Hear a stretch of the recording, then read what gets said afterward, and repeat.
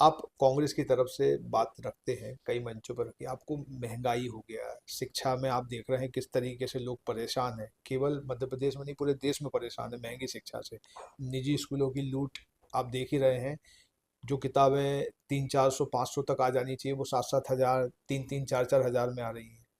और फिर सबसे कष्टदायी है निजीकरण में जो चिकित्सा है, वो भी आदमी को जब अंदर जाता है तो गरीबी रेखा में शामिल होकर वापस आता है। इस तरीके से अस्पताल का व्यवहार है। कांग्रेस का क्या पक्ष है इन तीनों को लेके?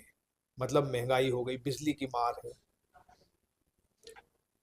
जिस तरीके से पूरे विश्व में टेक्नोलॉजी आगे बढ़ रही है, रिसर्च एंड डेवलपमेंट बहुत तेज़ी से आगे बढ़ रहा है। हम एक साल में लगभग, पहले तो ये रिकॉर्ड था कि हम 10 साल में 100 साल के ज्ञान को रिसर्च एंड डेवलपमेंट में कवर करते थे। अब हालात ये है कि जब से एआई जैसी चीज़ें आई हैं तो हम एक साल में 100 साल की जो हमारी गति है और प्रगति है उसको कवर कर लेते हैं। लेकिन नुकसान क्या हो रहा है, आप पूरे विश्व में देखिए कि खास तौर पर चाइना चाइना ना जितनी तेजी से अपने नवाचारों का या टेक्नोलॉजिकल एडवांटेजेस का जितनी तेजी से लोकतंत्रीकरण किया है, हमारा देश जो है बहुत पीछे है इसमें। मुझे लगता है कि जिस तरीके से मोबाइल और डाटा बहुत सस्ते दामों में और सबको सुलभ है, ऐसी ही कुछ चीज़ें जो है सरकार की तरफ से देनी चाहिए। कांग्रेस जब भी सत्ता में आएगी तब हम इसका वचन देते हैं जनता को कि हम जो है, जो स्कूल शिक्षा है वो हम कंप्लीटली फ्री रखेंगे। उच्च, और इसके पहले हमने करके दिखाया है। लेकिन चूंकि इस चकाचौंध में झूठ बोलने में लोग कांग्रेस की उपलब्धियां नहीं देख पा रहे हैं। आप देखिए नवोदय स्कूल, आप देखिए सेंट्रल स्कूल, ये स्कूल जो है पिछले 20-30 सालों में सबसे फाइनेस्ट ब्रेन, सबसे तेजस्वी जो मस्तिष्क हैं इन्हीं स्कूलों से निकले हैं और यहाँ एजुकेशन कंप्लीटली फ्री है। तो हम जो है ये जो मॉडल है लगभग हर जगह लागू करेंगे और सेंट्रल स्कूल और नवोदय स्कूल जो हमारी विरासत है, हमारी उपलब्धि है, उस स्तर की शिक्षा जो है पूरे प्रदेश को देंगे।